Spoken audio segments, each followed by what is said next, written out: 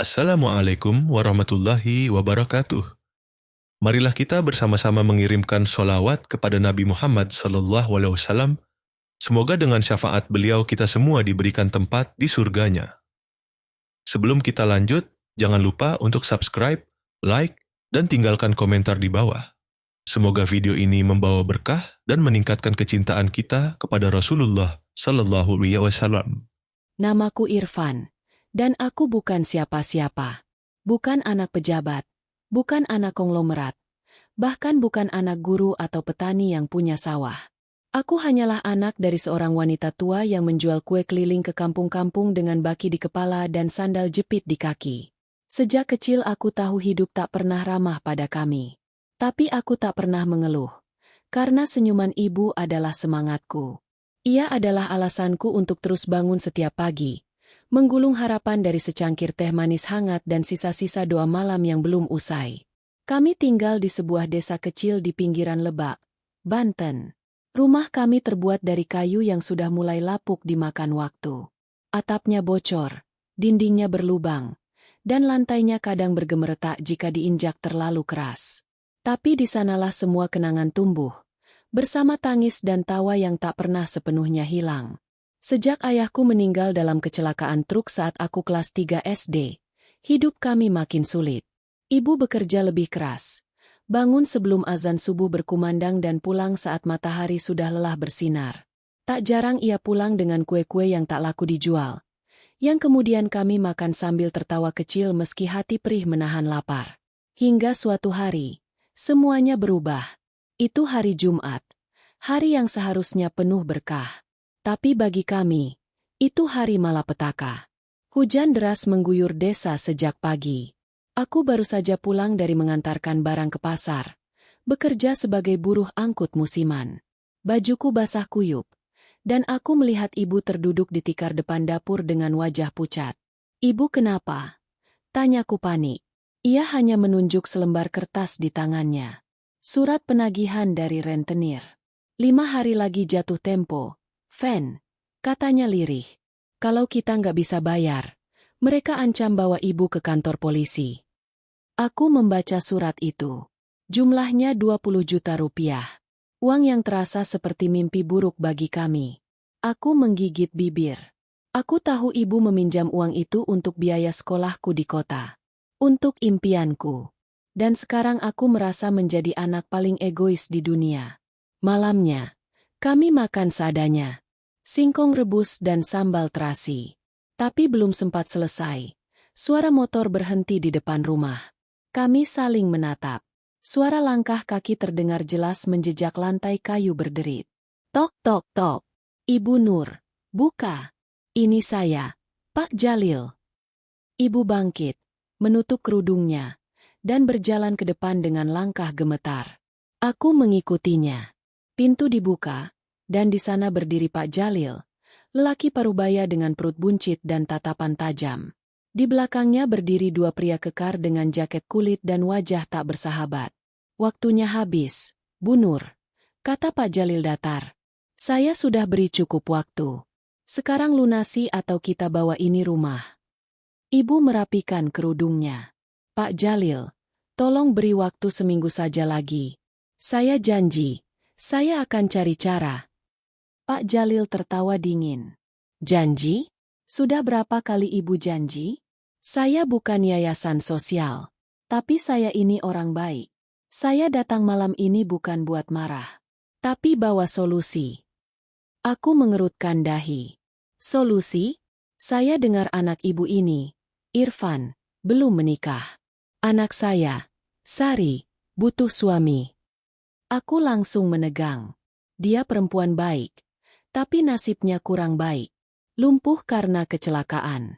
Sejak itu dia tidak pernah keluar rumah. Banyak yang nolak dia. Tapi saya tahu, Irfan ini anak soleh. Kalau dia nikah sama anak saya, maka lunas sudah utangnya. Bahkan, saya kasih bonus 1 motor baru. Ibu terkejut, dan aku menatap Pak Jalil dengan campur aduk antara amarah dan kebingungan. "Saya nggak jual anak saya," ucap ibu dengan suara gemetar. "Saya juga nggak beli," jawab Pak Jalil, menunduk. Tapi kalau ibu terus begini, polisi yang datang berikutnya.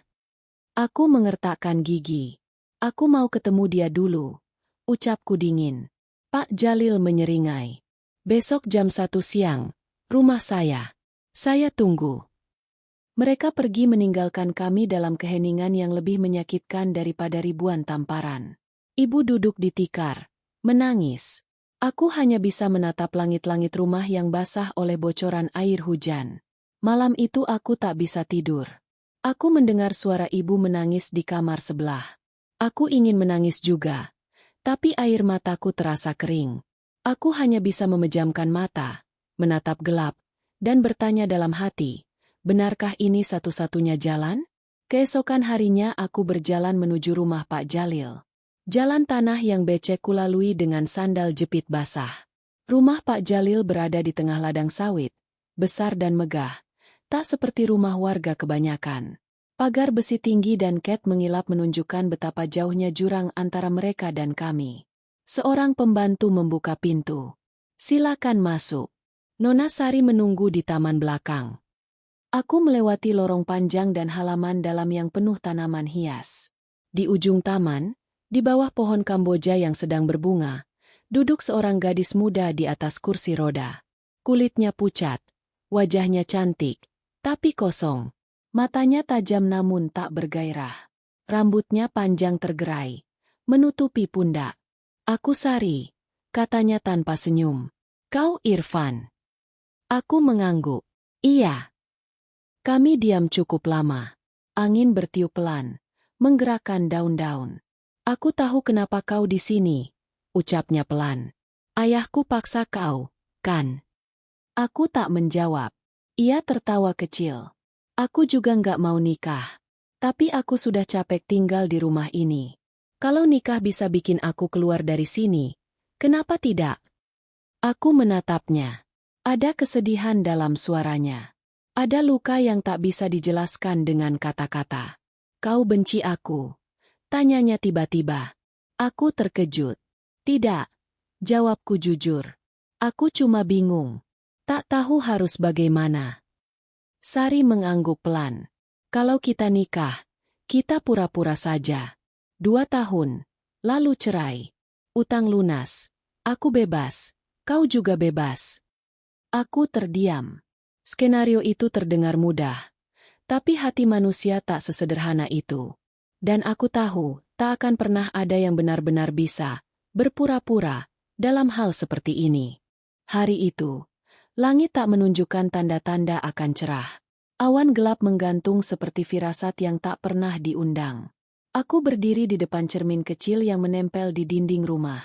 Bajuku rapi. Kemeja putih pinjaman dari tetangga sebelah yang beberapa ukurannya masih kebesaran di bahuku. Rambutku sudah disisir berkali-kali, tapi tetap tampak kusut. Ada kilatan gugup di mataku yang tak bisa kututupi. Irfan, kamu yakin? Suara ibu dari belakangku pelan, nyaris seperti bisikan. Aku menoleh. Wajah ibu tampak semakin tua dari biasanya. Matanya bengkak karena kurang tidur dan terlalu banyak menangis. Tapi di balik kerutan itu, ada kekhawatiran dan cinta yang tak terhingga.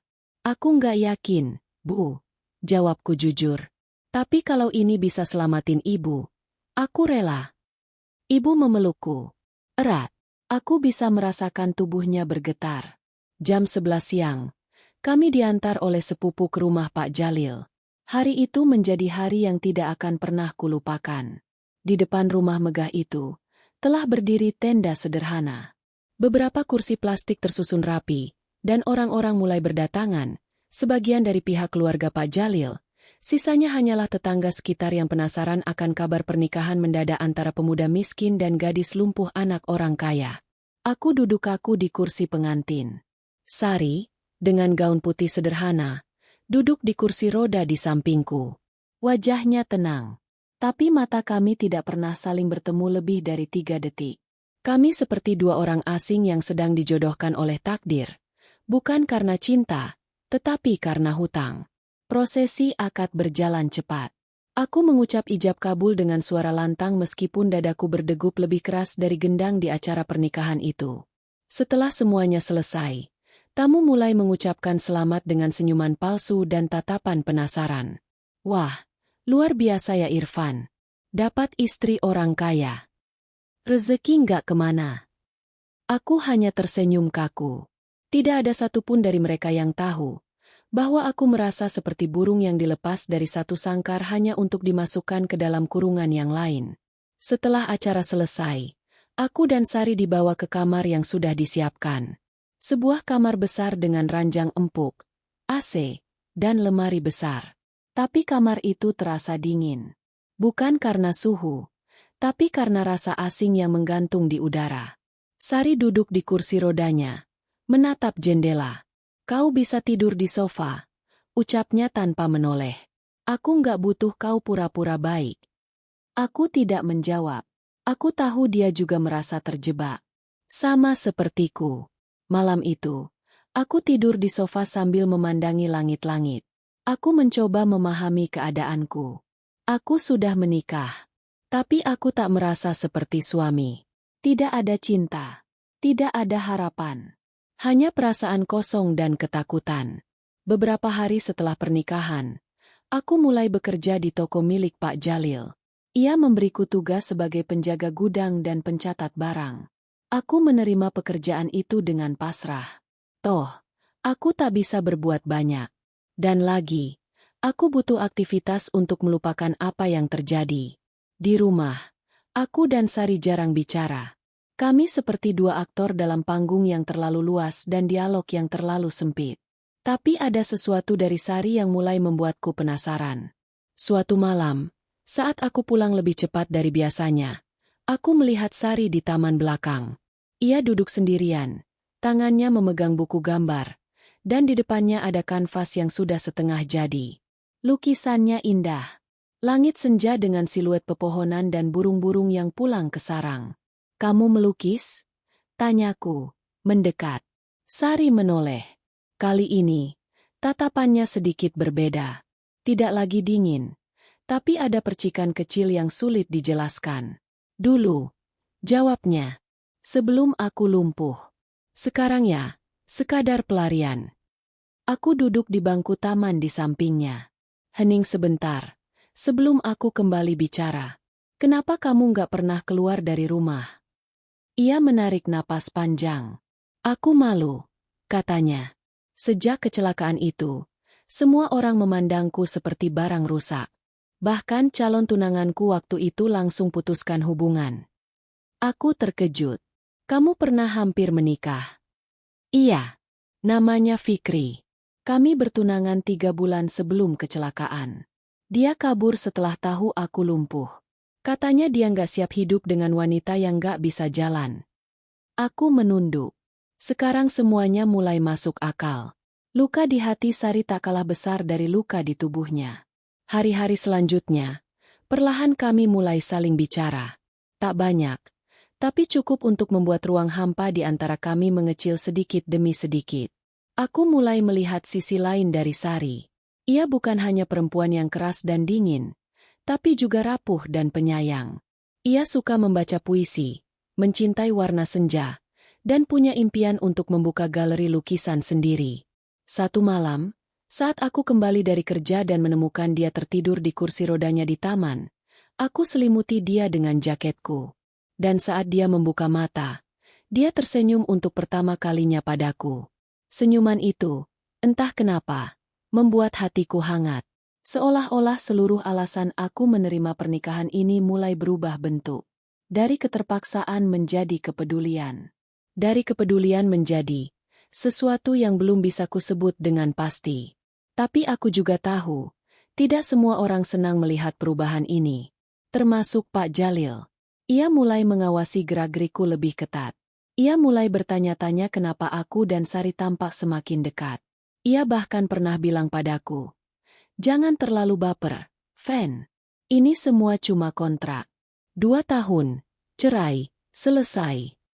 Dan di saat itulah, aku sadar bahwa mungkin, bagi Pak Jalil, aku tak lebih dari alat. Tapi bagi Sari, mungkin aku mulai berarti. Tapi harapan kecil itu diuji ketika aku mendengar percakapan diam-diam antara Pak Jalil dan seseorang lewat jendela dapur malam itu. Suaranya pelan, tapi cukup jelas. Setelah 2 tahun, kita ambil kembali semua, termasuk aset atas nama Irfan. Jangan sampai anak itu beneran merasa punya hak di sini. Hatiku hancur. Jadi semua ini hanya sementara. Bahkan lebih buruk dari yang kupikirkan. Aku hanya pion, pengisi kekosongan. Dan saat waktunya tiba, aku akan disingkirkan tanpa ampun. Malam itu aku duduk di taman, sendirian. Memikirkan semuanya. Tentang hutang, tentang pernikahan ini, dan tentang Sari. Dan di dalam rumah, tanpa aku tahu, Sari berdiri di balik jendela, menatapku diam-diam. Dengan mata yang mulai menyimpan rahasia, dan air mata yang jatuh perlahan di pipinya.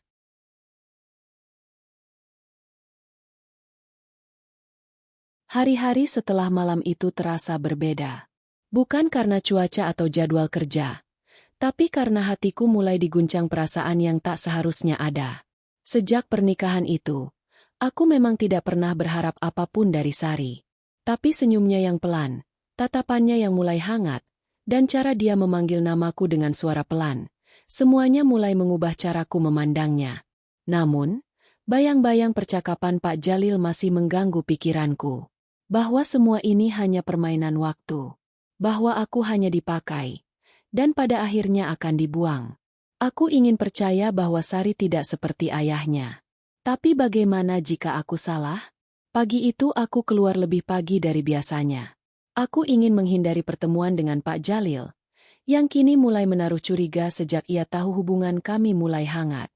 Di gudang toko, aku menyibukkan diri menyusun dus, mencatat stok, dan mengecek barang masuk. Tapi pikiranku tak bisa lepas dari bayangan wajah Sari, dan kalimat-kalimat Pak Jalil yang menusuk hati. Saat aku pulang sore harinya, aku dikejutkan oleh pemandangan yang tidak biasa. Sari duduk di halaman depan, di kursi rodanya, memegang kuas dan ket. Di hadapannya, sebuah kanvas besar sudah mulai tergambar jelas. Aku mendekat perlahan. "Lukisan apa ini?" tanyaku lembut. Ia tersenyum kecil. Tentang seseorang yang diam-diam menyelamatkanku dari kehancuran. Aku menatap lukisan itu. Ada siluet seorang laki-laki berdiri di bawah pohon, dengan bayangan seorang wanita di kursi roda. Langit di belakang mereka berwarna jingga keemasan. Aku terdiam. Tak butuh banyak logika untuk tahu siapa tokoh dalam lukisan itu. "Sari, aku ingin tanya sesuatu," ucapku hati-hati. Ia menoleh. "Apa? Kalau waktu bisa diulang, kamu masih mau menikah denganku?" Sari menatapku dalam-dalam. Hening sejenak, sebelum ia mengangguk perlahan. "Iya." Jawaban itu seketika membuat dadaku sesak. Bukan karena sedih, tapi karena rasa yang berbeda. Rasa yang belum pernah kurasakan sebelumnya. Namun, kebahagiaan itu tidak bertahan lama. Beberapa hari kemudian, aku menemukan amplop coklat di laci meja kerja kamar. Aku tidak tahu milik siapa, tapi rasa penasaran membawaku membukanya. Dan isinya menghentak pikiranku. Di dalamnya ada salinan surat wasiat. Dan di situ tertulis bahwa setelah 2 tahun pernikahan, semua aset yang diberikan oleh Pak Jalil kepada Sari akan ditarik kembali, kecuali jika Sari mampu berjalan kembali. Aku tak paham maksudnya. Tapi ada kalimat lain yang membuatku lebih terkejut. Jika dalam waktu 2 tahun Sari tidak sembuh, maka segala bentuk hak warisnya akan dialihkan kepada Farid. Farid, itu nama adik tiri Sari dari pernikahan kedua ibunya sebelum meninggal dunia. Aku pernah melihatnya datang beberapa kali, tampak cuek dan kasar pada Sari. Aku tak pernah menyangka ternyata dialah yang mengincar semua ini. Kepalaku dipenuhi pertanyaan. Apakah Sari tahu soal surat ini? Kenapa ia tidak pernah bilang padaku? Ataukah ini alasan sebenarnya kenapa Pak Jalil memaksaku menikahinya? Aku membawa surat itu dan menyimpannya kembali dengan hati-hati. Tapi sejak itu, sikapku berubah. Aku jadi lebih waspada. Aku mulai mencurigai setiap langkah Pak Jalil dan Farid yang kini lebih sering muncul ke rumah. Dan benar saja, malam itu aku melihat mereka berdiskusi diam-diam di ruang tamu. Kita percepat saja, kata Farid. Kalau perlu, kita paksa dia tanda tangan pelepasan hak waris. Lagi pula, dia sudah lumpuh. Nggak bisa ngapa-ngapain. Tunggu waktu yang tepat, jawab Pak Jalil. Anak itu, si Irfan, sudah terlalu dekat. Kita harus pisahkan mereka dulu. Aku menahan napas di balik tirai. Dadaku sesak. Aku sadar, ini bukan lagi soal hutang. Ini tentang hak, tentang keserakahan, dan tentang seseorang yang akan dikorbankan demi harta. Aku tak bisa diam. Keesokan paginya, aku memutuskan bicara pada Sari. Sari, aku tahu tentang surat wasiat itu, ucapku tanpa basa-basi. Ia terdiam. Tangannya yang sedang menggenggam cangkir teh bergemetar. Kamu tahu? Aku mengangguk. Kenapa kamu nggak cerita dari awal? Air matanya menetes. Karena aku takut kamu pergi. Takut kamu merasa aku jebak kamu. Aku menghela napas dalam. Aku nggak peduli soal harta. Tapi aku peduli padamu. Dan aku nggak akan biarkan mereka ambil semuanya dari kamu. Ia menatapku dengan mata yang mulai berkaca-kaca. Irfan, kalau kamu pergi, aku nggak akan kuat. Aku mendekat, menggenggam tangannya. Aku nggak akan pergi. Sejak hari itu, kami menyusun rencana. Aku mulai membawa Sari ke rumah sakit untuk terapi. Diam-diam tanpa sepengetahuan ayahnya. Setiap sore, aku bantu dia latihan gerak di taman belakang. Meski berat, meski sakit, Sari tak pernah mengeluh. Ia berjuang. Untuk dirinya. Untuk haknya. Untuk kebebasan dari cengkeraman ayah dan adik tirinya. Namun usaha kami tidak bisa terus tersembunyi. Suatu malam, saat sedang membantu Sari berdiri di tiang kayu penyangga, suara pintu terbuka keras. Pak Jalil berdiri di sana dengan wajah merah padam. Kalian bohongi aku. Aku segera berdiri di depan Sari, melindunginya. Kami cuma ingin Sari sembuh, kataku. Pak Jalil mendekat. Kau pikir kau siapa? Hanya tukang angkut. Kau bukan siapa-siapa. Sari berseru. Ayah, cukup. Ini hidupku. Tapi Pak Jalil tak peduli. Ia mendorongku. Dan aku hampir jatuh. Mulai malam ini, kau keluar dari rumah ini. Aku tak mau lihat kau dekat-dekat anakku lagi. Aku memeluk Sari sebelum keluar malam itu. Aku tahu aku tak bisa kembali. Tapi aku juga tahu, aku tidak akan tinggal diam. Dan dalam gelap malam desa itu, dengan hujan pelan mulai turun dari langit, aku berjanji pada diriku sendiri. Aku akan kembali. Aku akan buktikan bahwa cinta yang lahir dari keterpaksaan bisa menjadi alasan terkuat untuk melawan ketidakadilan. Sejak malam itu, aku resmi menjadi orang asing bagi rumah yang pernah kutinggali bersama Sari. Dengan tubuh lelah dan hati yang dihantam kecewa, aku melangkah pergi tanpa membawa apapun kecuali satu janji. Aku akan kembali, dan aku akan pastikan Sari tidak akan kalah dalam permainan yang dibuat ayahnya sendiri. Aku kembali ke rumah ibu, yang sudah hampir 2 bulan kutinggalkan. Wajah ibu terkejut saat melihatku berdiri di depan pintu, basah kuyup diguyur gerimis. Ia segera memelukku tanpa tanya, tanpa marah, hanya penuh kelegaan. Tapi aku tahu, kepergianku dari rumah Pak Jalil akan memunculkan masalah besar. Bukan hanya untukku, tapi untuk ibu juga. Benar saja, keesokan harinya, 2 orang suruhan Pak Jalil datang ke rumah. Mereka mengetuk pintu tanpa sopan dan masuk seolah mereka punya hak atas segala hal. Kau pikir bisa kabur dari tanggung jawab, Fen? Ujar salah satu dari mereka sambil menatap tajam. Apa maksudmu tanggung jawab? Tanyaku tegas. Kau sudah menikahi Sari. Kau buat dia sakit hati. Sekarang kau kabur? Pak Jalil bisa buat laporan pencemaran nama baik. Tahu? Aku tersenyum miring. Kalau Pak Jalil mau bawa urusan ini ke hukum, aku juga bisa bawa surat wasiat itu ke pengadilan. Surat yang menunjukkan bahwa dia berniat menyingkirkan hak anaknya sendiri. Ucapan itu membuat mereka diam. Mereka tak menyangka aku tahu sejauh itu. Setelah mengancam sebentar, Mereka pergi dengan tatapan curiga. Aku tahu, itu bukan akhir dari semuanya. Tapi itu cukup untuk memberiku waktu berpikir. Di hari-hari berikutnya, aku mulai mencari pekerjaan baru di kota. Dari buruh bangunan, kuli pasar, hingga pelayan warung kecil, semuanya kulakukan untuk bertahan hidup. Tapi satu hal yang tidak pernah kulepaskan adalah komunikasi rahasia dengan Sari. Lewat bantuan pembantu rumah Pak Jalil yang sudah lama dekat dengan Sari, kami saling bertukar kabar lewat catatan kecil yang diselipkan di bawah pot bunga taman belakang. Dari catatan itu, aku tahu bahwa kondisi Sari makin memburuk sejak aku pergi. Terapi berhenti total, dan Farid mulai datang lebih sering, bahkan mulai membawa notaris untuk menyiapkan dokumen pembatalan warisan. Sari tertekan. Ia mulai kehilangan harapan. Tapi aku tak bisa membiarkannya menyerah. Dengan uang seadanya, aku menghubungi seorang pengacara muda, sahabat lamaku di SMA bernama Randy. Ia bukan pengacara besar, tapi cukup berani menghadapi kasus pelik. Aku butuh bantu kamu, Ren, kataku saat kami bertemu di warung kopi kecil dekat alun-alun. Randy mendengarkan ceritaku dengan wajah serius. Setelah semuanya selesai, ia menghela napas panjang.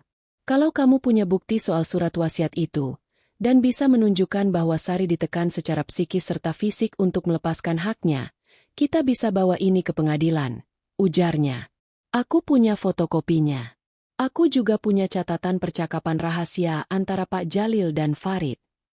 Bagus, kata Randy. Tapi yang paling penting, kita harus yakinkan Sari untuk bersaksi.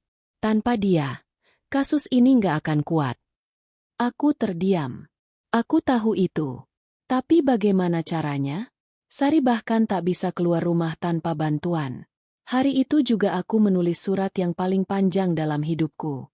Kutulis dengan hati yang gemetar dan air mata yang tak bisa kutahan. Di dalam surat itu, kutuliskan segalanya. Rencanaku, harapanku, dan juga perasaanku yang perlahan berubah sejak hari pertama melihatnya melukis di taman. Lewat pembantu rumah, surat itu berhasil disampaikan. Dan 3 hari kemudian, aku mendapat balasan. Aku akan lawan mereka bersamamu. Fen, jangan biarkan aku sendiri. Kata-kata itu memberiku kekuatan yang tak tergantikan. Aku dan Randy pun mulai mengumpulkan bukti-bukti. Rekaman suara, catatan transfer dana mencurigakan dari rekening Sari yang ternyata dikendalikan oleh Farid, hingga dokumen hak waris yang sudah dimanipulasi.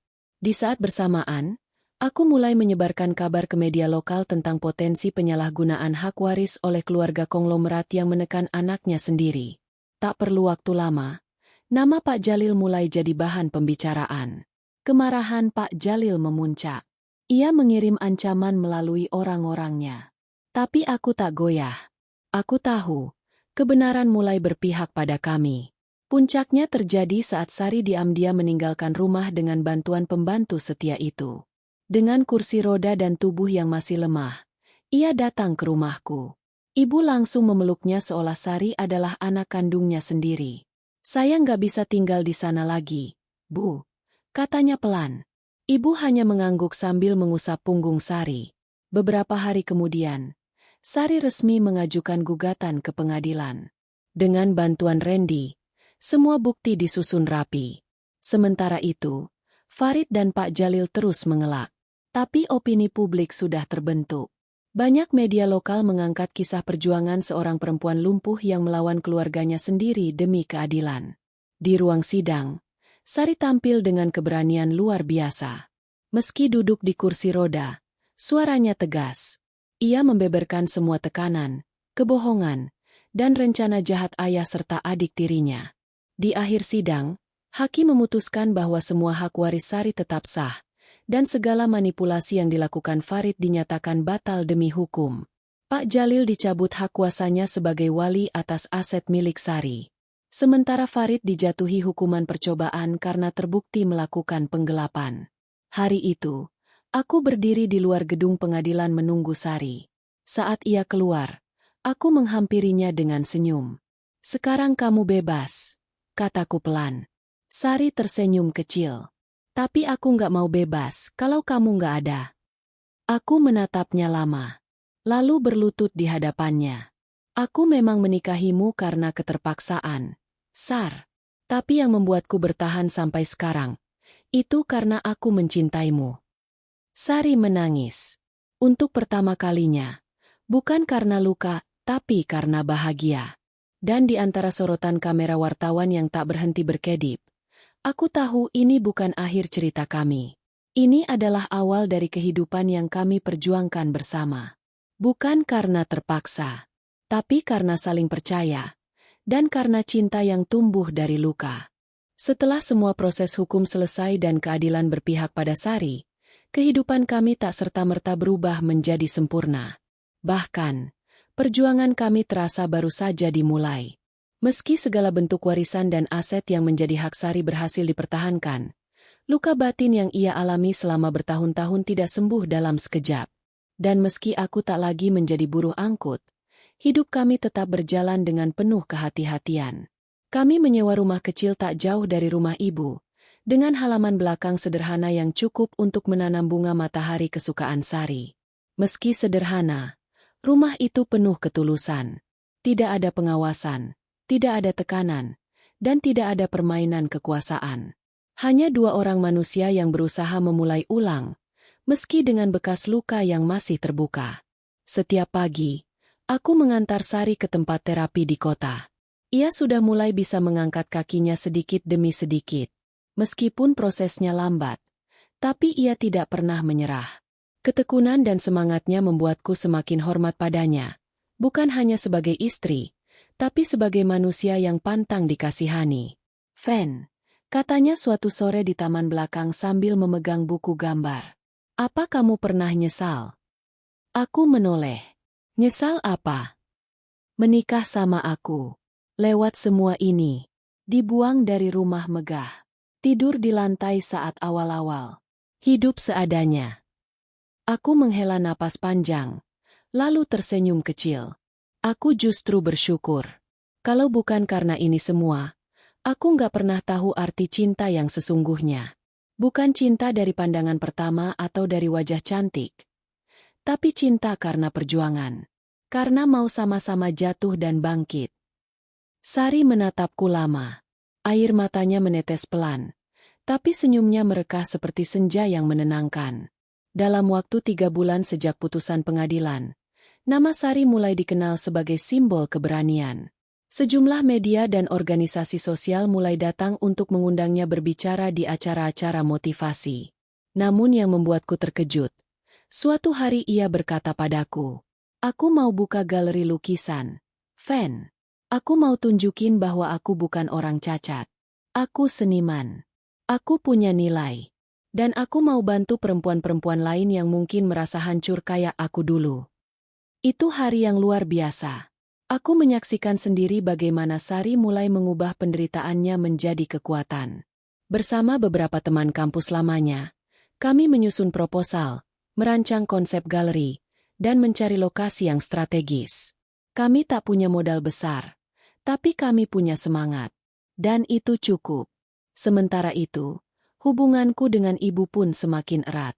Ia sering datang ke rumah untuk menemani Sari. Kadang mereka bicara berjam-jam di dapur, tertawa sambil membuat kue. Ibu berkata, Sari seperti anak perempuan yang ibu nggak pernah punya. Namun tidak semua hal berjalan mulus. Suatu malam, seseorang melempar batu ke jendela rumah kami. Kaca pecah, dan surat ancaman diselipkan. Berhenti angkat nama baik kalian, atau bersiap untuk hilang. Aku tahu itu bukan dari orang sembarangan. Aku mencurigai bahwa Farid masih belum selesai dengan dendamnya. Ia mungkin sudah kalah di pengadilan, tapi belum menerima kekalahan di hatinya. Kami segera laporkan kejadian itu ke polisi. Meski belum ada tindak lanjut yang nyata, kejadian itu membuat kami semakin waspada. Tak ingin terus hidup dalam ketakutan, aku berinisiatif mengajukan permohonan perlindungan hukum kepada lembaga bantuan hukum setempat. Aku juga memasang CCTV dan sistem keamanan sederhana di rumah kami.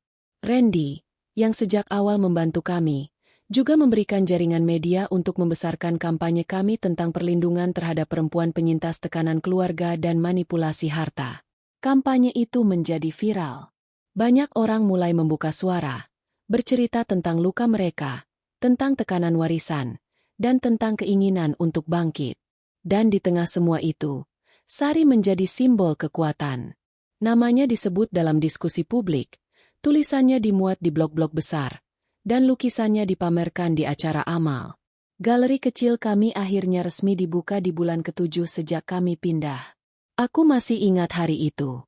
Dinding ruangan putih bersih, dihiasi lukisan-lukisan Sari yang penuh warna.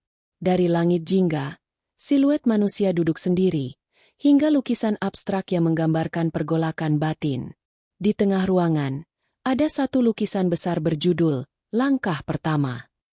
Lukisan itu menggambarkan seorang perempuan di kursi roda yang mendorong dirinya melintasi jalan panjang dengan cahaya di ujungnya. Aku berdiri lama di depan lukisan itu, merasakan tiap goresan warnanya menembus jantung. Saat acara pembukaan selesai, seorang jurnalis mewawancarai Sari dan bertanya, "Apa yang membuatmu terus bertahan?" Sari menjawab dengan senyum dan mata berbinar, "Karena aku punya seseorang yang tidak meninggalkanku, bahkan saat aku sendiri merasa aku tak layak dicintai." Aku memandangnya dari kejauhan, bangga, haru, dan penuh rasa syukur pada Allah yang telah memutar jalan hidupku sedemikian rupa. Malam itu, setelah semua tamu pulang dan galeri dikunci, kami duduk berdua di lantai tengah ruangan. Tak ada suara, hanya lampu remang-remang dan aroma cat minyak yang masih tersisa. "Kamu tahu, Fen?" Sari berkata pelan. "Apa?" "Dulu aku pikir kamu adalah kutukan yang dipaksa masuk ke hidupku. Tapi sekarang, kamu justru jadi anugerah terbaik yang pernah aku punya." Aku tak bisa berkata apa-apa. Aku hanya meraih tangannya dan menggenggamnya erat. Di luar, hujan mulai turun. Tapi kali ini, kami tidak takut. Karena kami sudah melewati badai yang jauh lebih gelap dari ini. Dan untuk pertama kalinya, aku percaya bahwa luka bisa sembuh. Bukan dengan waktu, tapi dengan cinta yang tulus dan keberanian untuk melangkah. Meski tertatih, meski penuh rintangan. Kehidupan kami perlahan mulai stabil. Galeri kecil milik Sari yang dulunya hanya ruang kosong tanpa nama kini mulai ramai dikunjungi. Ada pelajar seni yang datang untuk belajar, ada ibu rumah tangga yang ingin melepas penat lewat lukisan, bahkan ada perempuan-perempuan muda yang mencari kekuatan setelah mengalami perlakuan tak adil dari keluarga mereka. Sari memberi mereka ruang. Ia tak hanya menjual karya, tapi menghadirkan harapan baru. Di balik segala keberhasilan itu, aku tetap bekerja sebagai pendamping rehabilitasi, khusus untuk pasien dengan trauma emosional. Kupelajari dunia yang sebelumnya asing bagiku. Kupahami bagaimana luka batin dapat menghancurkan seseorang pelan-pelan, dan bagaimana cinta dan penerimaan bisa jadi obat yang jauh lebih mujarab dari obat medis manapun. Aku tak pernah menduga hidupku akan sejauh ini berubah karena sebuah pernikahan yang awalnya hanya demi menebus utang. Namun hidup tak pernah benar-benar tenang. Suatu sore, saat Sari sedang memandangi lukisan baru yang belum selesai, telepon rumah berdering. Aku mengangkatnya. Suara di ujung sana berat dan tenang, namun membuat bulu kuduku berdiri. "Halo Irfan. Lama nggak dengar kabar." Itu suara Farid. "Apa yang kamu mau?" Tanyaku cepat. "Tenang. Aku hanya mau kasih kabar, sebentar lagi kalian akan kehilangan semuanya." Klik. Sambungan terputus. Aku berdiri lama, menggenggam gagang telepon yang dingin. Sari melihatku dari balik pintu. "Fen, siapa?" Aku ragu menjawab. "Farid." Sari memucat. Sejak itu, kejadian-kejadian aneh mulai terjadi. Pertama, CCTV rumah kami mati total tanpa sebab. Lalu, berkas-berkas penting milik Sari di galeri tiba-tiba hilang. Komputer kami diretas, dan beberapa lukisan penting dirusak dengan cat hitam pekat di tengah malam. Kami melaporkan semua itu ke pihak berwajib. Tapi seperti sebelumnya, tak ada tindakan tegas. Farid terlalu licin. Ia tahu celah hukum. Dan lebih dari itu, ia punya cukup koneksi untuk bermain kotor tanpa tersentuh. Suatu malam, kami pulang dari rumah ibu dan mendapati pintu rumah kami sudah terbuka. Kami masuk dengan hati-hati, dan benar saja, seluruh ruangan sudah acak-acakan. Lukisan Sari disobek, dokumen penting dibakar setengah, dan kata-kata, "Kembali padaku haknya," tertulis besar di dinding ruang tamu dengan cat merah. Sari jatuh terduduk. Aku segera memeluknya. Aku sadar, Farid tak akan berhenti. Ia akan terus mengganggu sampai Sari kembali kehilangan segalanya. Dan aku tak bisa menunggu lagi. Malam itu juga, aku menemui Randy. Kita harus bawa ini ke pusat. Bukan lagi urusan lokal. Ini sudah masuk ranah kriminal berat. Randy setuju. Ia menghubungi beberapa LSM perlindungan perempuan dan korban kekerasan keluarga. Mereka merespons cepat. Dalam waktu seminggu, kami sudah mendapatkan perhatian dari organisasi HAM nasional. Kisah Sari dan teror yang ia hadapi kembali menjadi sorotan media. Tapi kali ini, kami tak hanya jadi korban. Kami membawa bukti. Ada rekaman suara ancaman Farid, laporan investigasi IT forensik dari laptop yang diretas, serta CCTV tetangga yang sempat merekam wajah seseorang berpakaian serba hitam keluar dari jendela galeri malam hari. Pengadilan kembali digelar. Sari berdiri di hadapan hakim dengan keberanian yang sama seperti sebelumnya. Kali ini, bukan untuk mempertahankan harta, tapi untuk mempertahankan ketenangan yang mulai ia bangun. Farid mencoba mengelak, menyewa pengacara mahal dan menyatakan semua tuduhan itu rekayasa. Tapi bukti terlalu kuat. Dan akhirnya, Farid divonis bersalah atas perusakan, pencurian data, dan intimidasi. Ia dijatuhi hukuman penjara 3 tahun tanpa penundaan. Saat mendengar putusan itu, Sari menggenggam tanganku erat. Akhirnya, aku hanya mengangguk. Bukan karena senang Farid di penjara, tapi karena beban di punggung kami akhirnya sedikit terangkat. Kembali ke rumah setelah sidang terakhir. Kami duduk di teras rumah. Malam itu langit bersih. Bintang-bintang terang benderang. "Kamu tahu, Fen," kata Sari sambil menatap langit. "Aku selalu takut masa lalu akan datang lagi. Tapi sekarang aku tahu, selama kamu di sampingku, aku bisa hadapi apapun." Aku tersenyum, menggenggam tangannya. "Selama kamu mau berjuang, aku akan terus berdiri di sampingmu." Tiba-tiba Sari berdiri perlahan, dengan bantuan tongkat kecil di sisi kanan. "Aku belum kasih tahu kamu," katanya pelan. "Tapi sejak 2 minggu lalu, aku sudah bisa berdiri sendiri selama beberapa detik." Aku kaget. "Kenapa nggak bilang?" "Aku ingin kamu lihat sendiri.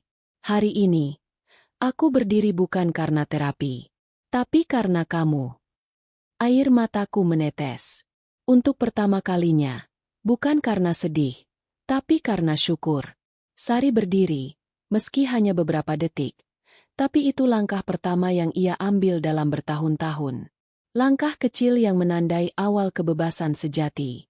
Malam itu, kami tak berkata apa-apa lagi.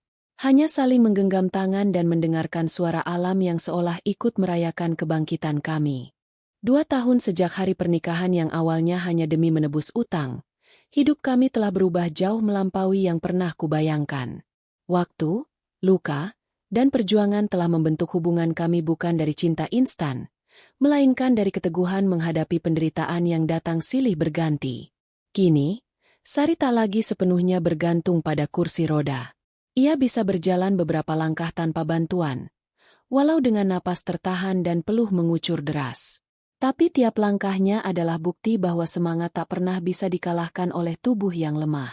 Ia bahkan sudah bisa naik ke panggung galeri sendiri saat membuka pameran lukisan bertema, penyintas dan perubahan. Setiap lukisan di galeri itu punya kisah. Bukan hanya kisah Sari, tapi kisah para perempuan yang datang dan menemukan ruang aman dalam senyumnya. Ia menjadi pembicara di beberapa forum, membagikan pengalaman hidupnya. Bukan sebagai tokoh yang sempurna, tapi sebagai wanita yang bertahan di tengah badai tanpa pernah mengibarkan bendera putih. Aku pun tidak tinggal diam. Aku mulai menulis. Bukan hanya tentang Sari, tapi tentang orang-orang di balik layar yang menyemangatinya. Ibu, Randy, pembantu setia yang menyelundupkan surat-surat kami, dan teman-teman yang percaya bahwa satu langkah kecil bisa menyelamatkan jiwa. Buku pertamaku berjudul Bukan Pernikahan Biasa. Buku itu bercerita tentang bagaimana cinta bisa tumbuh dari kehancuran, dan bagaimana hubungan bisa berdiri di atas kejujuran, bukan sekadar kewajiban atau belas kasihan. Buku itu laris di berbagai toko buku lokal, dan dibaca oleh banyak pasangan yang sedang berjuang di titik rendah kehidupan mereka. Tapi semua pencapaian itu tidak lantas membuat kami lupa akan masa lalu. Ada malam-malam ketika Sari terbangun dari tidur karena mimpi buruk tentang ayahnya. Ada hari-hari ketika ia menatap cermin terlalu lama, mempertanyakan bentuk tubuhnya yang tak sempurna. Dan ada saat ketika aku merasa tak cukup kuat menjadi pelindung, karena rasa takut akan kegagalan selalu menghantui. Namun, di saat-saat seperti itu, kami saling mengingatkan, kami sudah terlalu jauh berjalan untuk kembali. Suatu pagi, saat aku sedang menyiram bunga matahari di halaman belakang, Sari menghampiriku sambil membawa 2 cangkir teh jahe kesukaanku. "Fen," katanya lembut, "kamu masih ingat hari pertama kita ketemu?" Aku tersenyum. "Waktu kamu duduk sendirian di taman, dan bilang kamu nggak mau menikah." Ia tertawa kecil. Waktu itu aku bahkan nggak percaya akan bisa hidup seperti sekarang. Aku pikir semuanya sudah berakhir. Tapi ternyata Allah kasih jalan lewat orang yang paling nggak aku sangka. Aku menatap matanya. Masih sama. Tajam tapi hangat. Lelah tapi bercahaya. Kalau saja waktu bisa diulang. Lanjutnya, aku tetap mau menikah denganmu. Tapi kali ini bukan karena utang. Karena aku memang mencintaimu. Aku terdiam. Hati ini seperti ditarik pelan ke dalam pelukan yang tak terlihat. Sebuah perasaan penuh syukur yang tak bisa diucapkan dengan kata-kata. "Kalau begitu," kataku sambil menggenggam tangannya, "bolehkah aku melamarmu sekali lagi?" Sari tertawa. "Kita sudah menikah, Fen." "Aku tahu," jawabku. "Tapi pernikahan pertama kita karena terpaksa. Kali ini, izinkan aku melamar kamu karena cinta." Air mata menetes di pipi Sari. Aku bersedia. 2 minggu kemudian, kami menggelar acara sederhana di galeri kami sendiri. Tidak ada gaun mewah, tidak ada gedung mahal. Hanya kami, keluarga, sahabat, dan para perempuan yang selama ini menjadi bagian dari perjuangan kami. Di bawah lampu-lampu gantung dan dinding penuh lukisan, aku mengucapkan janji yang kali ini lahir dari hati yang benar-benar memilih. Aku, Irfan, memilihmu, Sari, bukan karena keadaan tapi karena cinta yang tumbuh dari tiap luka yang kita lewati bersama. Sari mengangguk sambil tersenyum. "Aku juga memilihmu, Fen.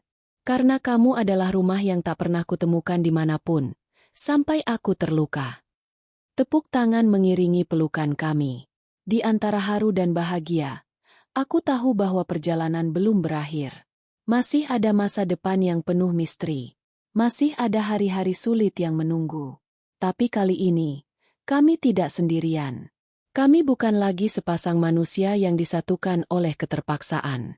Kami adalah 2 jiwa yang memilih untuk berjalan berdampingan. Meski langkahnya tak selalu lurus. Meski jalannya tak selalu mulus. Tapi selama saling percaya dan menggenggam erat, kami tahu, tidak ada luka yang terlalu dalam untuk disembuhkan. Tidak ada badai yang terlalu besar untuk dilewati. Dan begitulah, dari luka, kami membangun cinta. Dari keterpaksaan, kami temukan jalan pulang.